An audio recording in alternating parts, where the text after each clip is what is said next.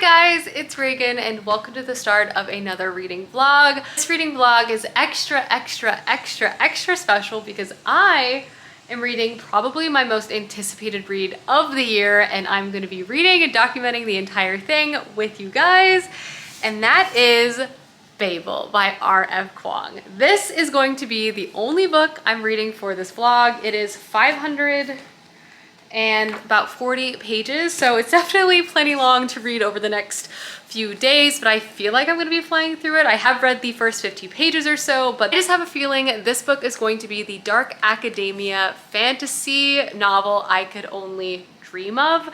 And based on the first 50 pages I have read, I really think this book is going to quickly become a new all-time fave.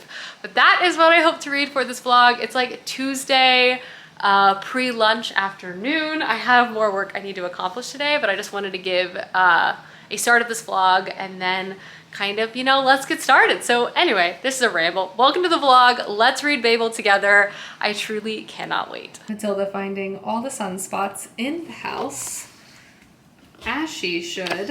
Hi guys, so before I read more and also just kind of get on with the rest of my day, I did want to sit down and first talk to you, one, what Babel is about, like what the general synopsis is, and two, my initial thoughts and feelings on this book based on the first 50 pages I've read so far. It's funny, I have literally started this book, but I feel like I just keep repeating to myself the phrase of I can't wait to read this book because I've just been waiting for this for so long.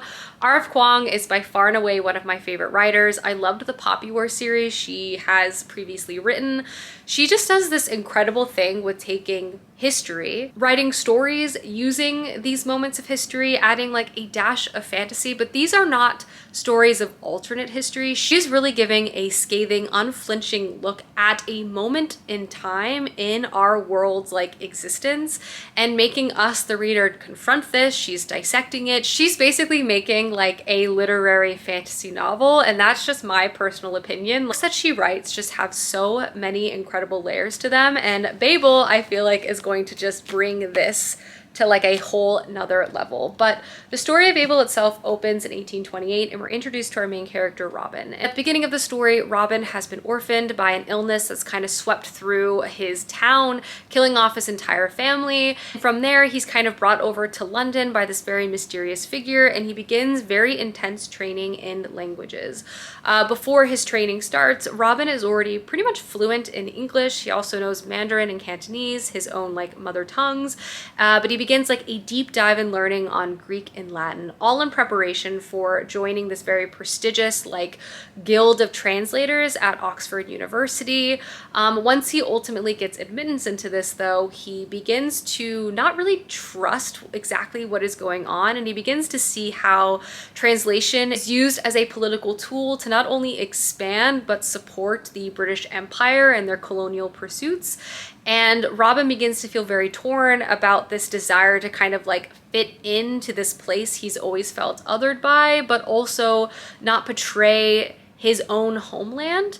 And from there you see Robin as he kind of falls into rebellion, specifically student rebellion. This is a dark academia story. It is not alternate history, but it does have a splash of magic in it. A critical view on many of the racist, biased realities, not only our history, but also just the reality of things that exist within academia itself.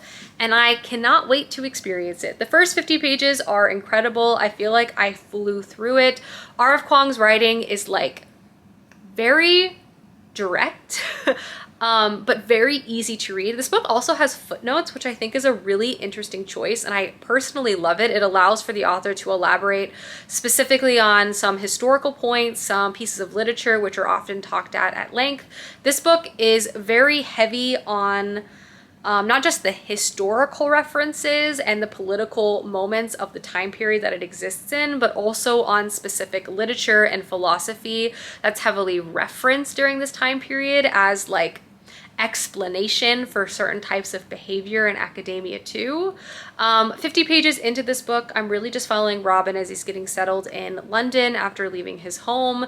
You see him basically exist in a household which is very cold, and his purpose is to basically study. This is not a home to be loved in. He is basically studying to have a roof over his head, food to eat, and basically not be homeless if he doesn't live up to the expectations of this professor who has brought him to London to basically do what he doesn't quite even know yet. I can also say Robin as a main character, you immediately begin to root for. You love his passion for learning, but questioning personality, and like he doesn't like things are so clearly flawed, and when he tries to ask questions about things, he's so quickly shut down, but it doesn't completely turn off his inquisitive nature. But I feel like that's definitely going to be a continual theme throughout the story. So far, so amazing. I feel like this book is going to be a new all-time fave. Sometimes you can just tell right away when you pick something up. I plan to read more of this afternoon, but I do have to get work done, unfortunately. But that is what Babel's about, and those are my initial thoughts on the book. I just feel like it's going to be so good. But anyway, I gotta go. Lunch is done. It's a classic with a slight twist. We went with a soft boiled egg instead of salami, but everything else is the same. Gonna enjoy, do some work, and then read. Pretending like this is not a bad time to start brewing a fresh pot of coffee. It's fine. It's fine. My anxiety says it'll be a-okay. Alrighty, I'm gonna sit here with Miss Matilda. Ooh, thanks for joining me. I'm gonna try to read another 50 pages before I break kind of for the evening, make dinner, do some relaxing, play some of my cozy Switch game. And then obviously I'm gonna read more of this tonight. My goal is to get past the 200 page mark day one and read a lot more tomorrow because today was just a little hectic. But anyway, I'm rambling. That's the plan. Friends, dinner in this house is quick and easy tonight. I'm just making some stuffed bell peppers. So I made a stuffing of like ground turkey, rice, beans, sauteed onions. I put some salsa, lots of seasoning in here, some cheese, hence the cheesiness of it. I'm just gonna throw it in some bell peppers. Roast it for like 10 minutes, top it with cheese. Enjoy. Right, Millie? The prettiest presentation, but this always tastes really good. It's basically like a burrito, like on a pepper.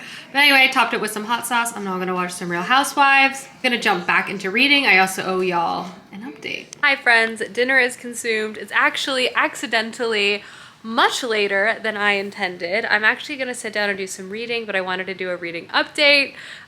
The reason why there was a bit of a delay is my computer just decided to just go to bed and never wake up again. She's broken, which on the one hand, I can't work, so like free vacation, well not free, vacation, but on the other hand, I really gotta figure that out. So that's kind of a curveball for my evening, and it's definitely gonna bleed into tomorrow. So we're gonna be doing some errands tomorrow to try to resuscitate this computer. But let's talk about Babel, because I have passed the 100 page mark. I'm absolutely loving this book. I feel like I could write a thesis about this book. There's truly so much you could discuss. There's so much to talk about. I'm gonna try to keep it as concise as possible in this check-in because mostly I want to get back to reading. But this book is incredibly ambitious, and Arv Kwong is proving to be able to just do anything and everything she wants. The writing is fascinating. The setting is fascinating. I will say I'm kind of a sucker for this whole book because the time period and a lot of the discussions around like the economic and political realities of the time period, especially relating to the British Empire, was kind of a specialization of mine in school for my history degree. So like all of this is just a really compelling read to me, but it's not so straightforward either because absolutely tearing everything apart, like every experience apart, in only the way that she is able to do. Just her writing is absolutely killer. But To give just a point of view on what the book is delivering so far, 100 pages in, we're following our main character Robin initially as he was getting settled into London in his new life as a translator in training, and now he's settling into his new life at Oxford as he has now been accepted into this very prestigious translator guild.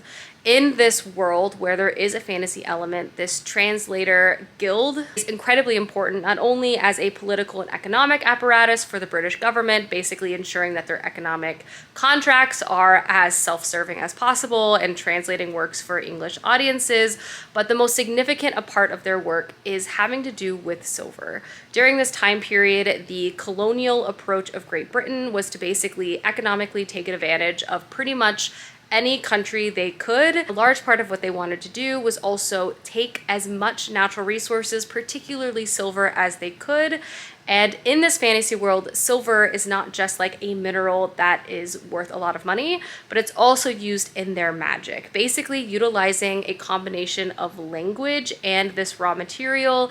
Different types of magical things can be created. The full scope of what this means and the reality of this hasn't fully been explained to us, but we do know that it is very powerful. It's how Great Britain is really powerful. And it's also something they have a monopoly over, and they're exploiting countries to be able to achieve this monopoly as well. This again is why this translation guild is so important, because their language skills are the reason why the silver itself can be so powerful. So again, we're following Robin as he's getting settled into a university. He's making friends with his various colleagues, but we also experience the fact that Robin, who has been othered his entire life since moving to London, was kind of hoping for a change of pace in this new environment, but is quickly realizing that that is not going to be the case. He is considered an outsider here, just like anywhere else in London, internally fighting with this desire to still try to assimilate, to be accepted amongst his peers, or instead come to reality that perhaps it's nothing to do with him, but instead something to do with what is inherently wrong with the society that he has been placed in, which is why he's becoming a little more interested in revolution. In a lot of ways, I'm still very much in the exposition of the story. We're following Robin. We have been introduced to other characters, other outsiders, just like Robin himself, who are involved in this translation program. Thing is here, like R.F. Kuang is not just writing a simple group of people. There's so much nuance even amongst this group of close friends, so much intersectional moments to discuss and dissect as well. It's all just so incredibly engrossing, if I'm being honest. On top of all of that, all of the character, political, economic realities that we're trying to sift through within this book, there's also just truthfully a very fascinating academic like setting on top of it all, and a very problematic one at that. I'm not even like, I could talk here for like 20 minutes about all of this, but obviously from the institution itself, which is self-serving and racist, you basically can see Robin's struggle as someone who loves to learn and loves to have discussions with his friends about various things within academics, but is also constantly, as a student, as a peer, as a scholar himself, confronting so many different things that just don't add up, and clearly just see the bias or the exploitation that is occurring within the fields that he's sort of present in.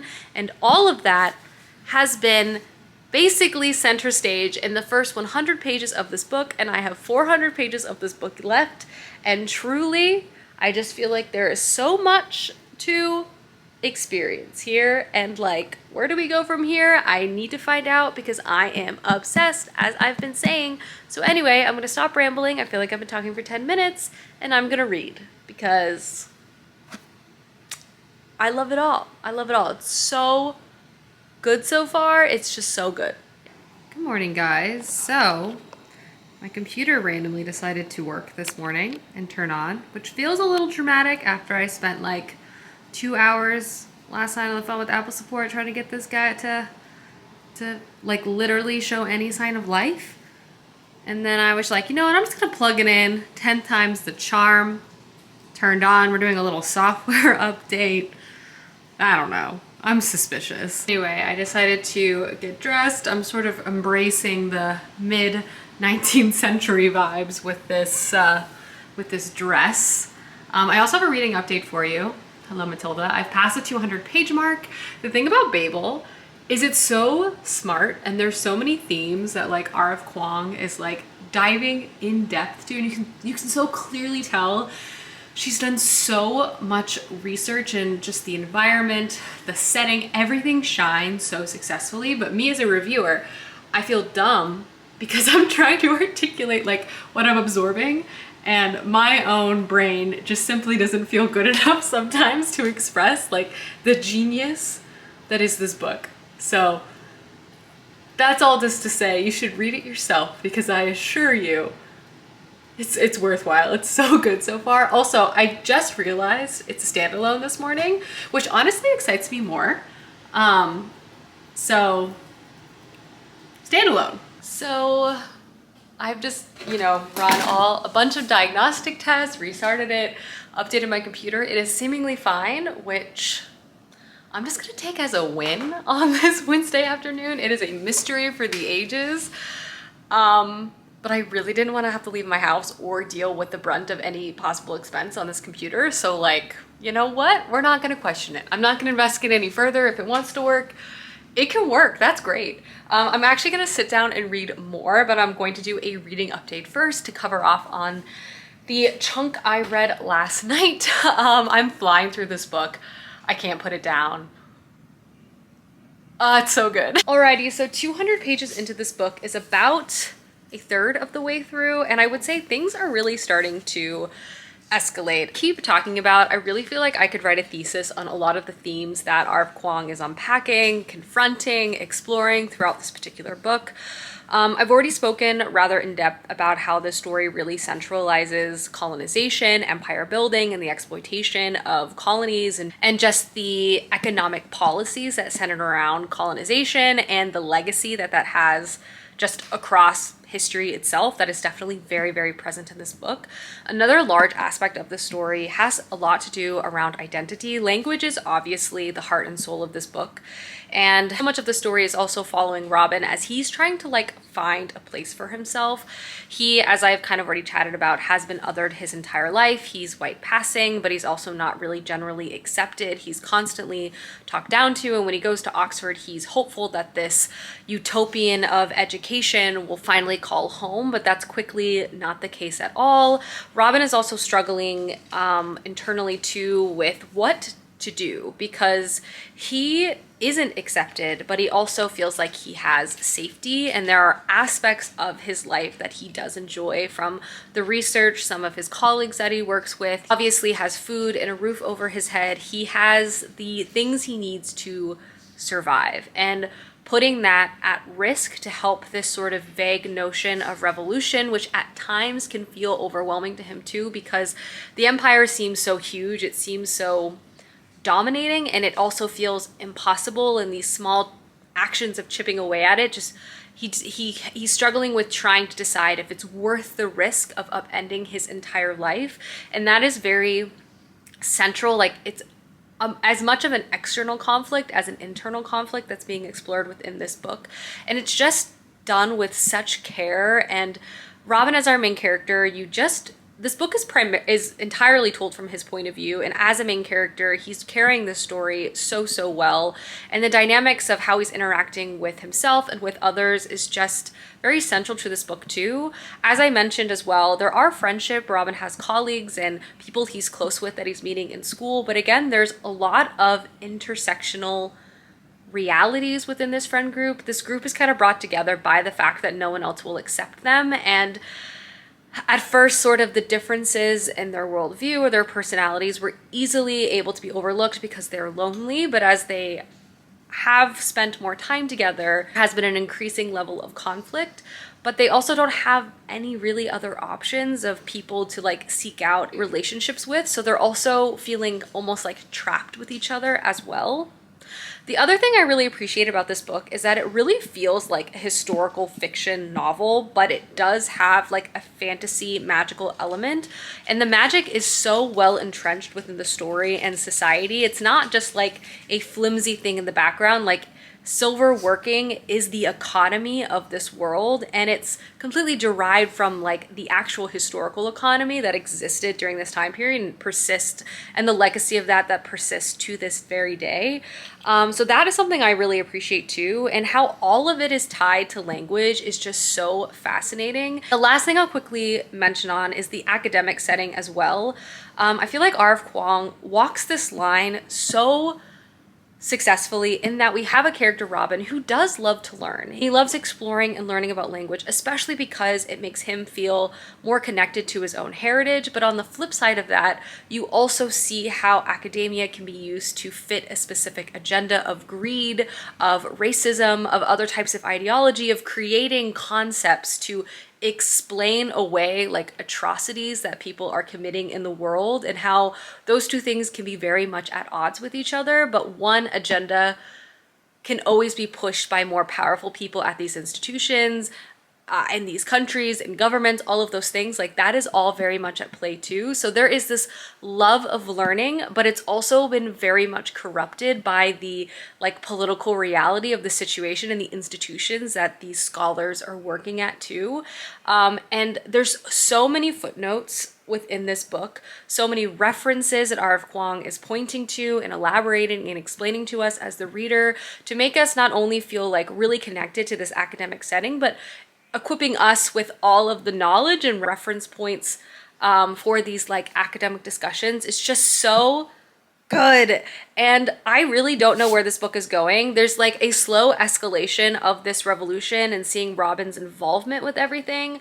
I don't know like how far this is going to go, but it's slowly getting more and more intense, and you see this dissonance growing in Robin at an increasing rate for very obvious reasons, and also just like the inequality of it all. And there's like so many different types of inequality like going on, and that's what I mean to say. Like you could write a thesis. It's so good. It's so good. And I just feel like I'm failing even trying to give you the tip of the iceberg here. Just read this book, okay? It's so good. Another day. Another snack plate. Time for that sweet treat. I subsist on a lifestyle of sweet treats. And oh, the link.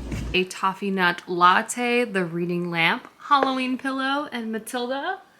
And we're about to get some solid reading in. The goal is to get to page 300, which was my overall goal for the day.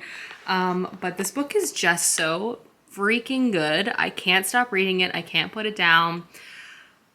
It always feels good to read a book that you just love. I don't know. It's just always that. It's always that feeling I'm chasing, and it's definitely delivering. So my new goal for the day is to actually get to page 350, which I don't think will be a problem at all. Can you tell where we are? We are running errands this evening at Costco. Honestly, one of my favorite places on earth. Let's see if Clay will convince me to not cook dinner and just eat a hot dog. It came in for a very specific reason, and it's for none of these items. We've ended up here. Should have known from the start. Hello, we are back home. As you can see, Costco kind of derailed us in the best way, as Costco tends to do. Clay also successfully convinced me, instead of cooking our planned dinner for the evening, to just air fry a bunch of random items that we decided to buy at Costco. So we have panko shrimp, we have some vegetable spring rolls. I also think about making this tonkatsu ramen that I also got. We got some like good sauces, a lot of Spam. Just overall a very successful outing. So anyway, looks like the air fryer is the champion tonight. Giving my new ramen a try. And as you can hear in the background, the air fryer be frying. And just like that, I'm in bed getting settled to read more Babel. Going to Costco and cooking food in my air fryer was basically the events of the evening, which I'm not even sure I'm complaining about at all. I'm of course joined by Matilda. I'm actually read to the 300 page mark, as I think I've mentioned earlier, so I'm just going to try to read another like 50 or so pages before falling asleep, and then obviously gonna keep reading and reading tomorrow. Truly obsessed with this book. Having a good week as well, which is always nice. And I'll see you guys in the morning. Good morning, everyone. Matilda is here as well with her bowl. I actually owe y'all a reading update. So let's sit down and chat, and then I'm gonna do more reading. Hi. So I am up and dressed early this morning, which we don't even need to talk about, but I've read quite a bit. Whoop. And I'm gonna sit down and read quite a bit more because I'm a broken record when it comes to this book, but needless to say, I am obsessed. R.F. Kuang's pacing in this is just too good to be true, and just all the different dynamics as they're constantly coming together just creates such a entertaining read that you're unable to put down. I mean, we have a fascinating plot. Learning about how the magic works, for one, has been really, really cool. And as we follow our main character kind of progress through his time at Oxford, we, like him, learn more. The ever-evolving relationship dynamics between our main character Robin and his friend group. I mean, the whole book could just be about them without magic, without revolution, and it would just be absolutely fascinating. But then throw in like government conspiracies and other highly politically volatile situations. Like, this book truly has it all, and yet R.F. Kuang is balancing it all so well. It's so well written. I really don't want to spoil anything. Obviously, I'm reaching to the point where like we're in the end game here, and this is a standalone, so I really don't want to say too much, but just like, it's so good. All the themes are continuing to be like explored in a very satisfying way, and just this book is so dang impressive. But 320 pages in, I'm gonna sit down and read more now. I'm definitely on track to finish this book, which is 550 pages tomorrow, which is my goal. And I'm honestly sad it's almost over. So anyway, good morning. It's lunchtime, and because I have all of this leftover rice, it can only mean one thing: fried rice. So let's get to chopping.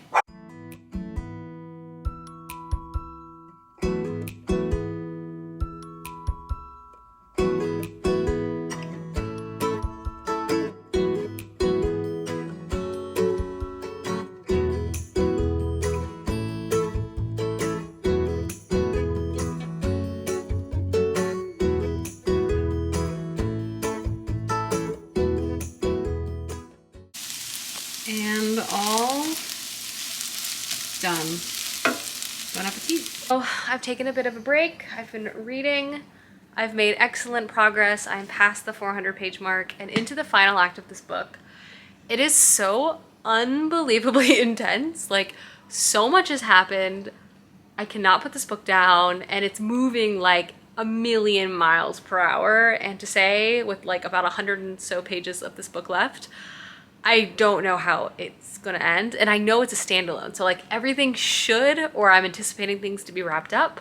I also feel like we're kind of veered back into dark academia in a way that has been very enjoyable. R.F. Kuang is including a lot of like classic dark academia tropes, but obviously with not only her own spin, but like the direction of the story spin too. So there are some really like intense, but I don't want to say comfortable, but like moments of dark academia that you kind of come to enjoy within the genre, but like it's very refreshing in terms of a reading experience as well. It's so good. Just this continual dialogue of identity and privilege and all of these different things, and the author is just including so much and also just pulling it off so well. And I can't believe I'm almost done with this book, but I need to know what's gonna happen next. I'm almost in the final part. There's kind of books within the book. But yeah, I'm definitely on track to finish it tomorrow morning and then wrap up this vlog. I can't believe it. I don't know what I'm gonna do when I'm done with this book. Like, what could I possibly read next? That is the question, and I have no idea. Guess what time it is in this house? It's dinner time. The dead sprint. Oh, she's back. The dead sprint has commenced to the feeding ground.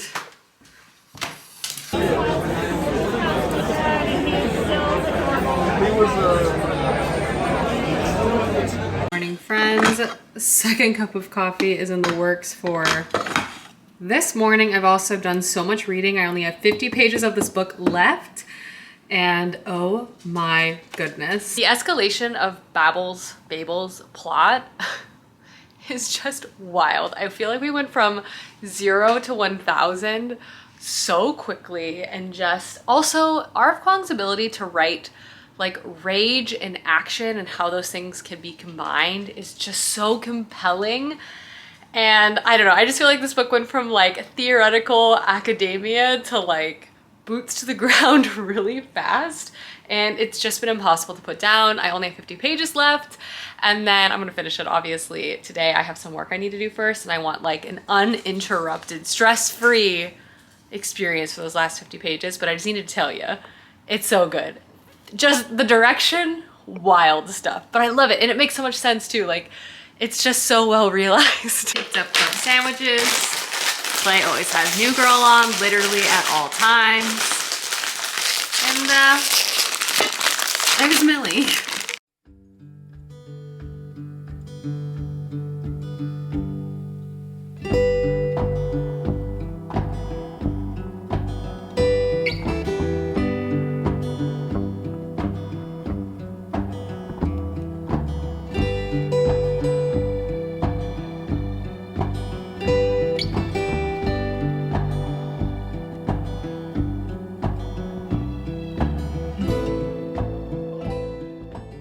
Hi guys, it's Reagan, and I'm happy to report I have finished Babel by R.F. Kuang.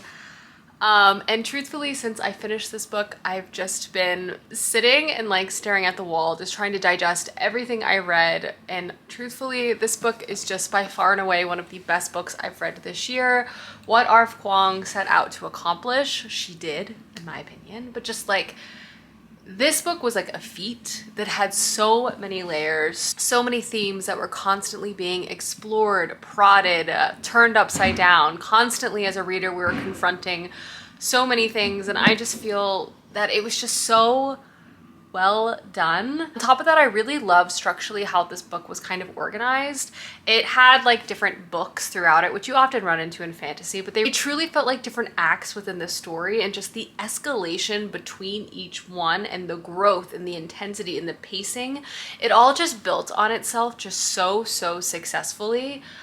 I also, as I've been saying throughout this vlog, like I almost feel like too dumb to be speaking about this book, because just like the level of skill, research, everything that was put into this, like it's hard to, I don't know, put a candle to it, honestly. It was just so good. It was just so good. Constantly, R.F. Kuang is just constantly reminding me of how fantastic she is at writing. She's just so fantastic at taking history, dissecting it, adding a bit of a fantastical flair, obviously adding like a unique and specific storyline to it, but like the groundwork of the story itself, like it's from our own place and time, and it's just so good. It's just so good. And as a standalone, I felt like so much was included in this, 550 pages. I could have read 1,000 pages, but like I felt like the pacing and the structure and the direction of the story like all made sense. I am rambling, but all this is to say, I really loved Babel. I highly recommend checking this book out. Like seriously, even if you don't read a lot of fantasy, this is an incredible book to pick up. It honestly reads more like historical fiction with a dash of fantasy, if you would ask me. Like dark academia, historical fiction. It's just amazing. Obviously, I'm giving it 5 stars. I hope you guys enjoyed this reading vlog. I'm going to be thinking about this book for like just days. Like I need to go watch videos and reviews and read other reviews because I want to know what everyone else is saying. But like I truly loved this story and this book so much. But anyway, I hope you guys enjoyed, and I will see you soon with another video soon. Goodbye.